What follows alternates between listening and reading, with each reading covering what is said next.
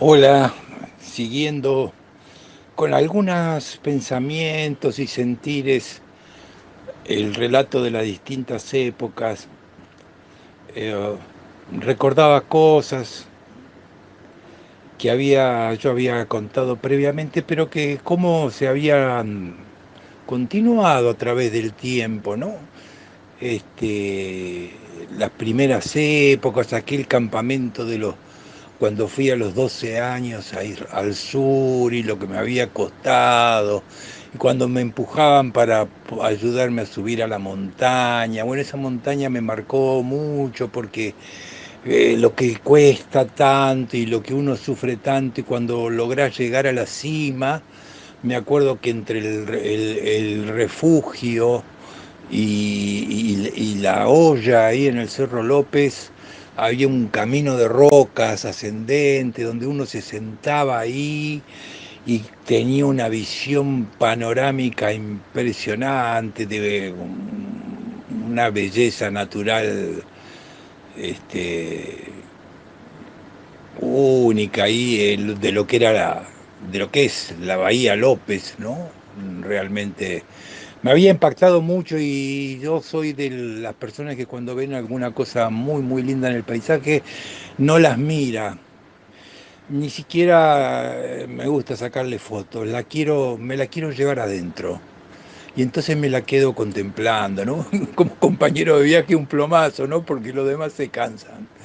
Este, bueno, y cuando estaba en Chile, ahí con los compañeros en la época de Salvador Allende, ya era estudiante, tenía 20 años y fuimos hasta el sur de Chile, cruzamos entonces por Puerto Montt, Osorno, y caímos ahí cruzamos entonces por Puerto Montt, Osorno, y caímos ahí cerca de Colonia Suiza, y me fui otra vez, y mis compañeros estaban recansados del viaje tan largo.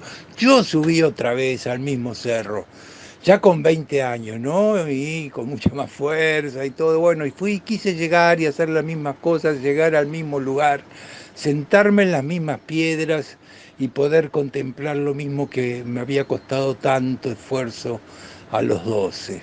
Y eso me encantó, lo llevaba así, eso sí que lo llevaba bien adentro, ¿no? Entonces después, con el paso de los años, se dio la coincidencia que tuve la oportunidad de ir después de, había ido a los 12, a los 20, después fui a los 30, otra vez, y entonces cuando se hicieron los 40 volví a ir otra vez, y la misma historia, y arriba, y a las piedras, y a quedarme ahí. Otra vez, ya con un poco más de esfuerzo, también lo mismo hice, y después a los 60 también, esa fue mucho más trabajoso y llegué igual, me faltaba el aire, la parte final no llegaba nunca, bueno, pero pude sentarme en las mismas piedras y seguir con esas imágenes que llevaba adentro de algo muy bello, ¿no?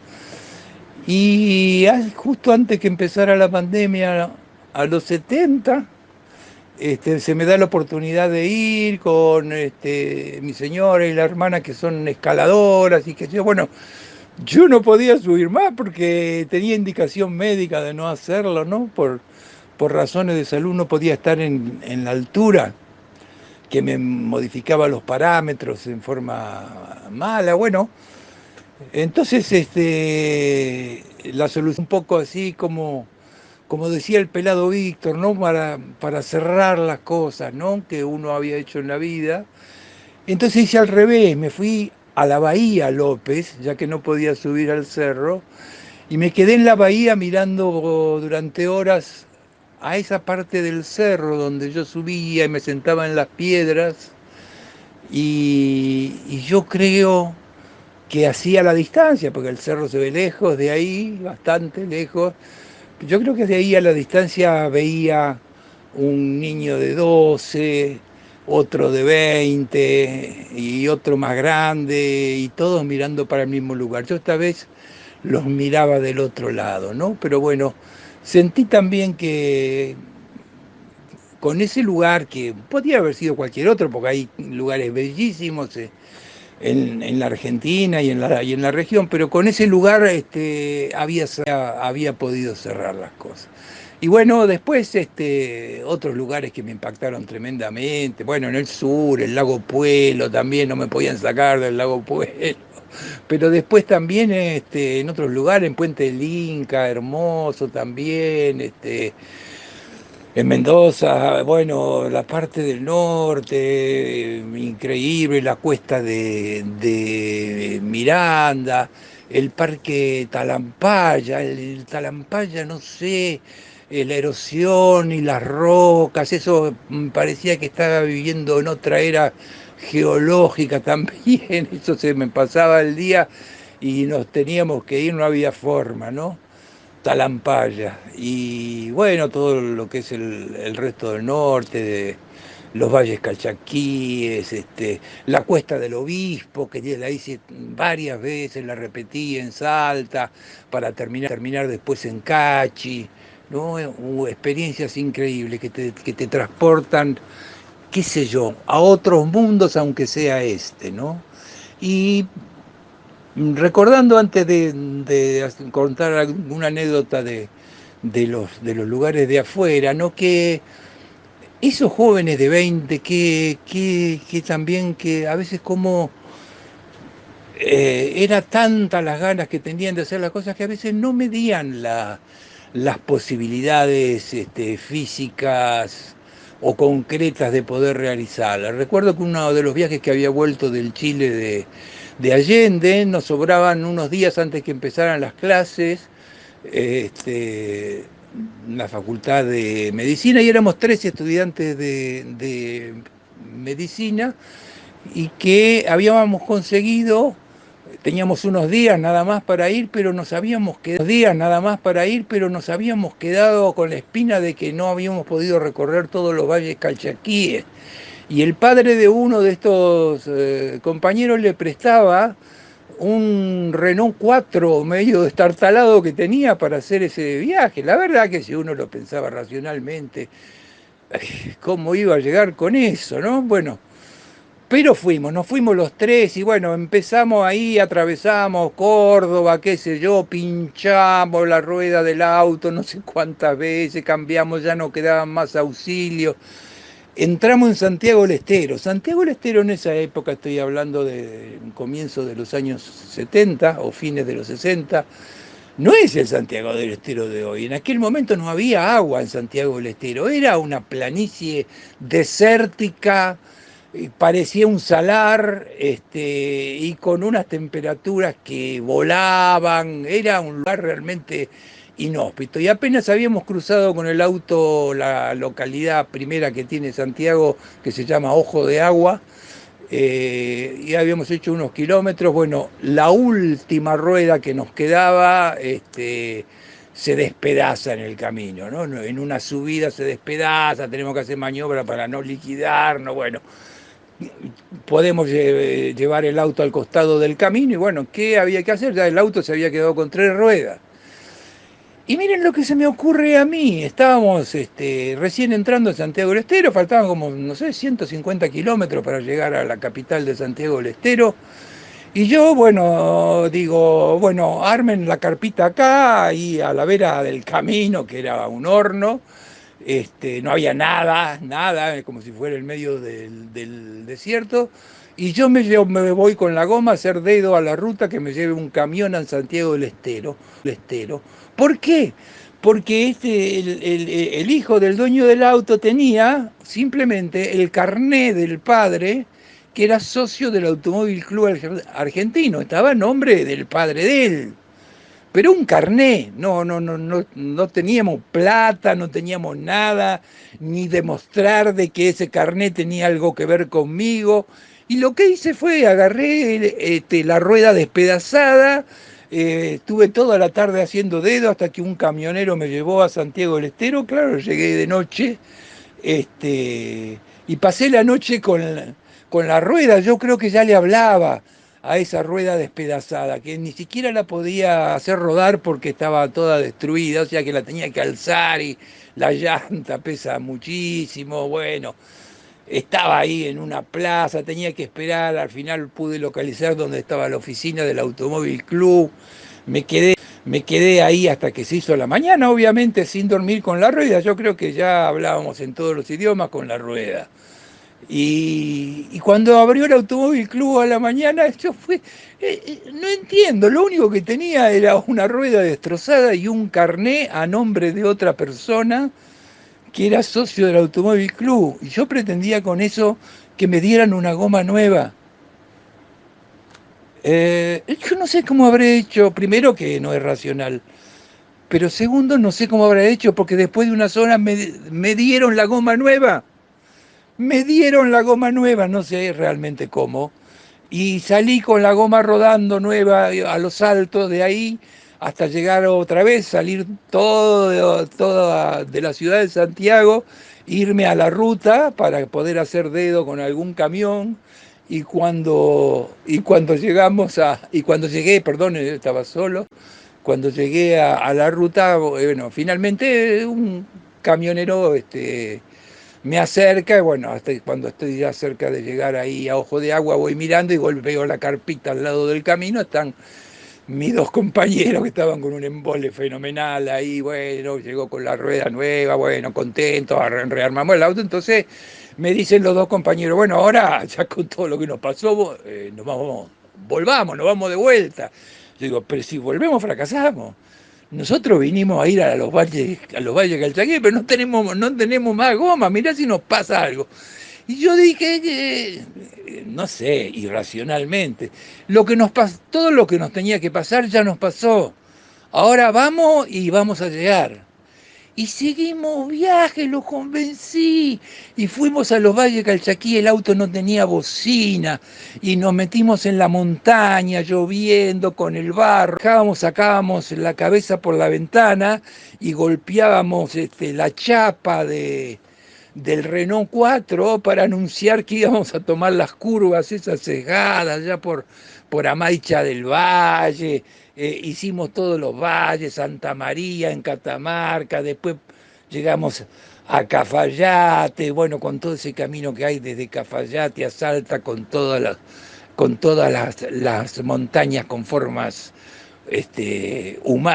humanas, digamos, dadas así por la erosión, que es un camino maravilloso. Llegamos hasta Salta y después emprendimos el regreso. Que si uno lo piensa racionalmente, no sé cómo tomábamos esas decisiones. Pero bueno, llegamos. Y bueno, después digo cosas que nos impresionaron mucho, cuando cruzamos con el tren desde Salta hasta Chile, después el tren desde Salta hasta Chile, después vimos que no estaba muy lejos la localidad de Iquique, en el norte, ahí digamos, vendría a ser La Puna, en La Puna chilena está la ciudad de Iquique, una ciudad pequeña donde a comienzos del siglo XX había ocurrido la masacre más tremenda del siglo a los mineros chilenos ahí en las minas de Chuquicamata y que después fueron reflejados en esa hermosa obra musical, la cantata a Santa María de Iquique que hicieron el conjunto Quilapayún chileno, bueno, y que habíamos gozado tanto, y bueno, nos fuimos y nos quedamos ahí también, no sé, recordando y haciendo una presencia en un hecho que nos había también impactado mucho. Después toda la parte cuando pudimos llegar desde Arequipa, Juliaca y todo ya dentro del territorio peruano, el Perú al que fuimos nosotros no es el mismo de ahora. Yo he tenido gente conocida que ha ido en los últimos años, eso lo han comercializado, lo han transformado, parece Disney ahora.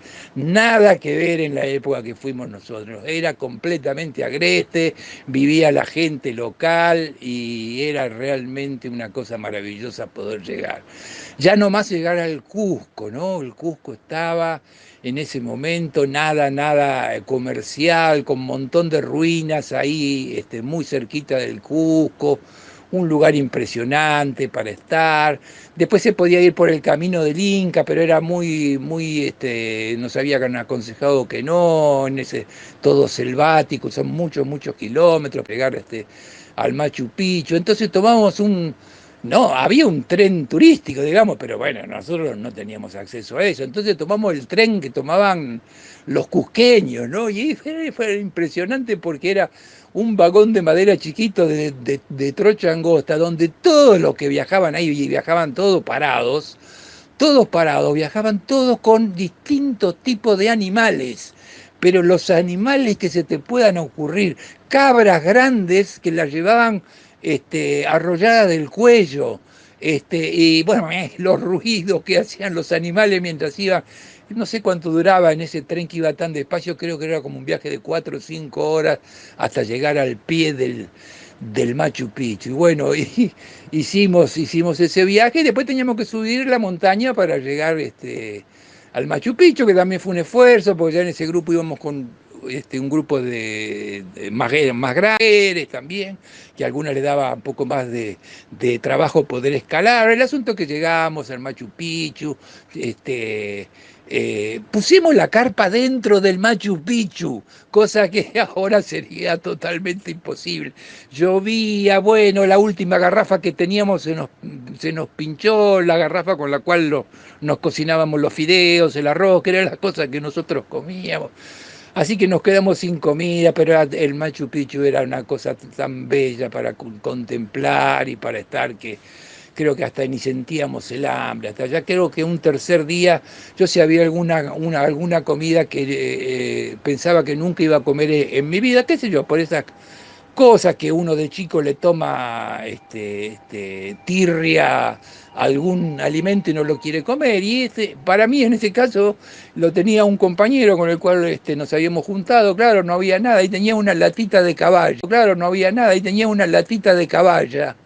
Y bueno, ahí arriba del Machu Picchu también comí caballa, bueno, qué sé yo, el Machu Picchu la verdad que es también, nos quedamos varios días ahí, una cosa impresionante la cultura inca, el lugar que habían elegido para construirlo era un lugar que si uno lo miraba desde arriba, qué visión, ¿no? Qué cosa tan, bueno, y el tipo de construcción que todavía estaba bien. Bueno, cuando bajamos había también una lluvia muy intensa, barro por todos lados, no terminábamos de bajar la montaña y en una especie de refugio encontramos que había unos troncos puestos uno sobre el otro, que nos daba la posibilidad de tirarnos con las bolsas de dormir arriba de los troncos y pasar la noche así. Yo digo, uy, si lo hubiera hecho tiempo después, yo creo que no me habría quedado un hueso de dormir arriba de los troncos, de los troncos tirados que nos evitaban de tener que intentar armar una carpa en el barro porque la lluvia era mucha. Bueno, Machu Picchu impresionante, después salimos de ahí, navegar por el lago Titicaca, un lago de altura, también eso fue muy fuerte, después hacer una caminata larga hasta llegar después de Puno, para llegar también a las ruinas de Tiahuanaco, en Bolivia. Bueno, eso fue una cosa impresionante también mucho tiempo contemplando eso.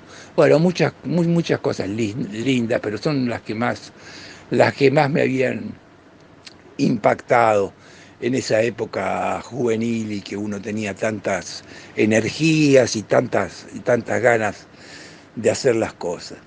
Y cerca de casa yo siempre fui muchísimas veces a la costa y una cosa que me quedaba, me gustaba quedar contemplando siempre fue ahí en el Cabo Corrientes, ¿no? En el Cabo Corrientes, ahí que tiene una visión impresionante, es el punto más saliente ahí de la costa, entonces se ve toda la bahía en su esplendor y yo siempre tuve una cosa, no soy, nunca fui de estar, de gustarme mucho la playa, ir a la playa, tomar sol, esas cosas no me gustaban, pero el mar era una cosa la contemplación del mar es una cosa que siempre me atrajo de una manera impresionante, ¿no?